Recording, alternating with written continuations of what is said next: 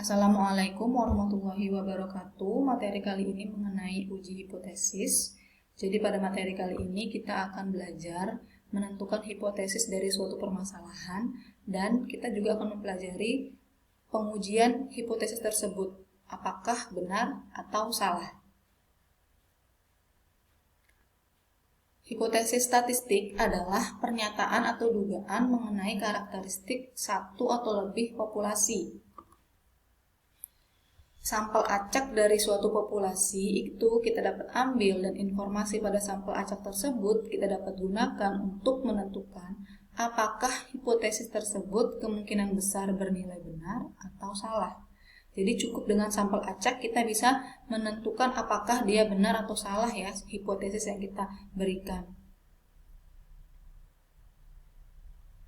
Di sini ada dua macam hipotesis. Yang pertama adalah hipotesis 0 atau H0 dan yang kedua adalah hipotesis alternatif atau H1. H0 itu hipotesis yang dirumuskan dengan harapan akan ditolak, mengandung pernyataan persamaan. Jadi dia H0 itu adalah berupa persamaan ya, tandanya adalah sama dengan. Kalau hipotesis alternatif atau H1 itu hipotesis yang dirumuskan dengan harapan akan diterima. Dan umumnya itu merupakan tujuan dari penelitian. Mengandung pernyataan pertaksamaan, bisa tidak sama dengan atau bisa lebih dari atau kurang dari ya. Jadi perlu diingat kalau H0 itu adalah persamaan, tandanya sama dengan, dan kalau hipotesis alternatif atau H1 itu pertaksamaan, bisa lebih dari, kurang dari, atau tidak sama dengan.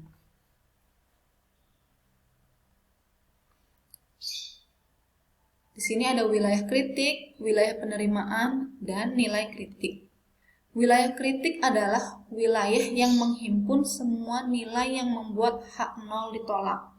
Jadi wilayah kritik itu adalah wilayah yang menghimpun semua nilai yang membuat H0 ditolak. Kemudian wilayah penerimaan berkebalikan dengan wilayah kritik itu adalah wilayah yang menghimpun semua nilai yang menerima H0. Nilai kritik itu adalah nilai yang menjadi batas antara wilayah kritik dan wilayah penerimaan.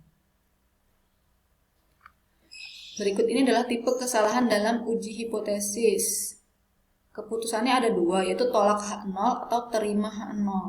Kalau tolak H0 dan ternyata yang kebenaran aktualnya H0-nya benar, itu berarti kesalahan tipe 1. Kita tolak padahal H0-nya benar. Kalau tolak H0 ternyata H0-nya salah, itu sudah keputusan yang tepat, berarti ini bukan kesalahan ya. Kemudian kita terima H0 dan H0-nya benar, itu juga bukan kesalahan, itu adalah keputusan yang tepat. Tapi kalau kita terima H0, ternyata H0-nya itu salah, itu adalah kesalahan tipe 2. Peluang melakukan kesalahan tipe 1 itu disebut tingkat signifikan atau taraf signifikan atau taraf nyata. Jadi sama saja, yang mana saja yang disebutkan nanti di soal ini sama saja. Ini artinya peluang melakukan kesalahan tipe 1 dan dilambangkan dengan alfa. Kalau peluang melakukan kesalahan tipe 2 itu dilambangkan dengan beta.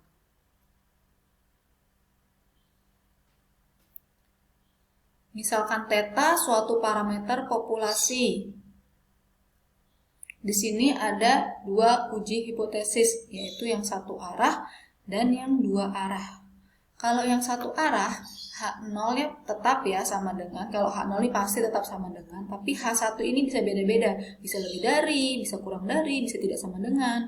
Berarti kalau yang satu arah itu, H1-nya itu adalah theta lebih besar dari theta 0 atau theta lebih kecil dari theta 0. Jadi H1-nya antara lebih besar dari atau lebih kecil dari, itu satu arah.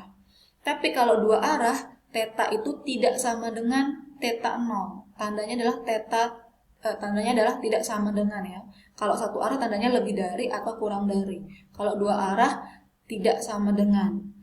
Artinya tidak sama dengan itu adalah bisa kurang dari dan bisa lebih dari. Jadi ada dua, kalau nanti ada gambar wilayah kritiknya, ada dua wilayah kritiknya terbagi jadi dua wilayah. Bisa yang kurang dari dan yang lebih dari. Terbagi jadi bisa yang kurang dari dan yang lebih dari.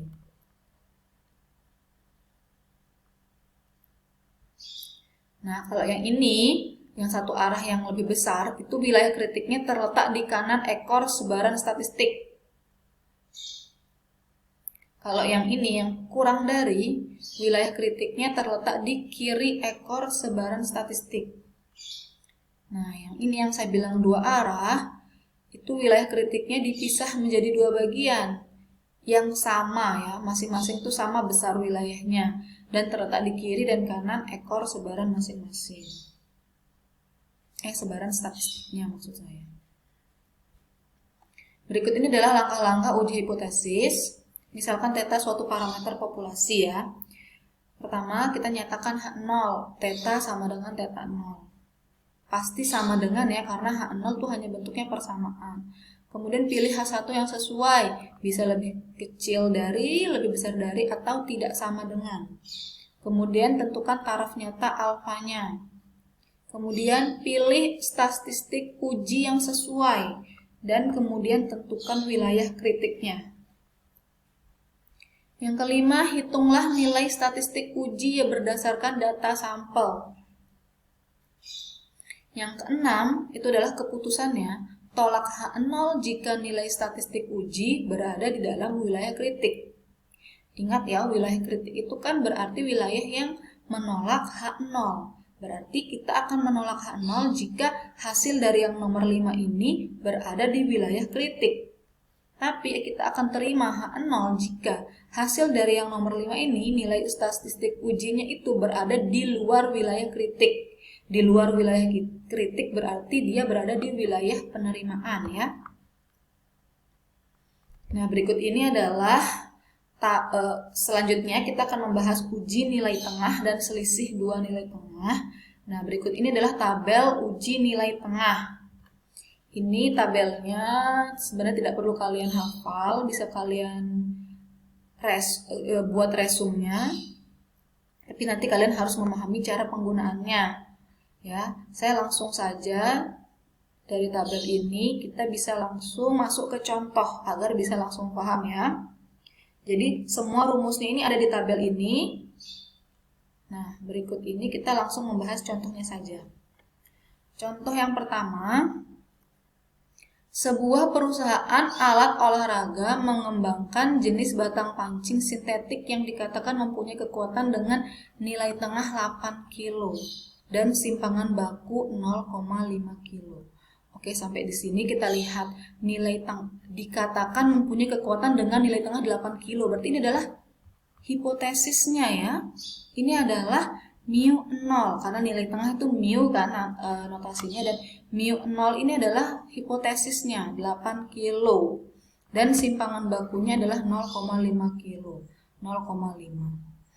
Suatu sampel acak 50 batang pancing yang diuji dan ternyata memberikan kekuatan dengan nilai tengah 7,8. Nah, ingat kalau nilai tengah dari sampel acak itu notasinya adalah X bar. X bar adalah 7,8.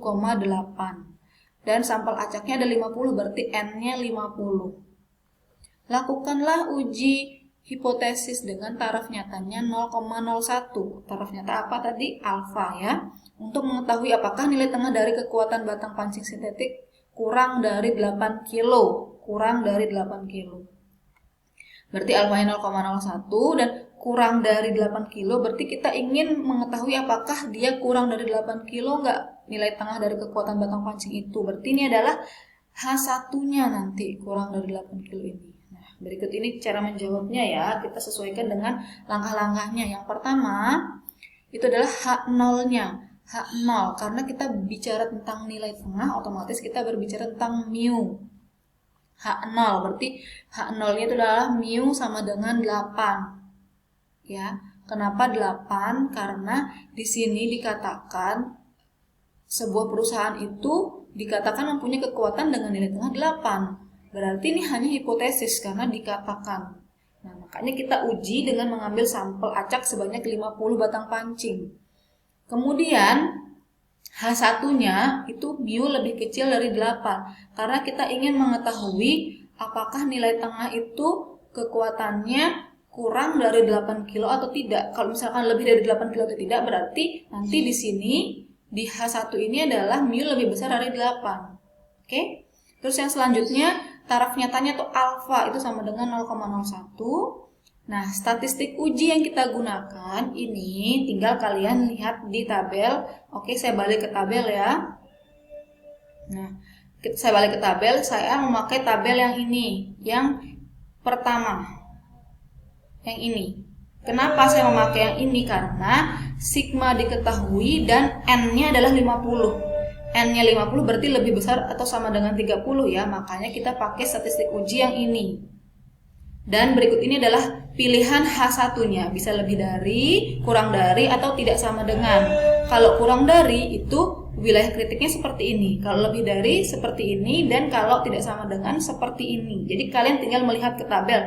Jadi kalian cuma perlu mengetahui yang mana yang digunakan. Ini yang kita gunakan ya.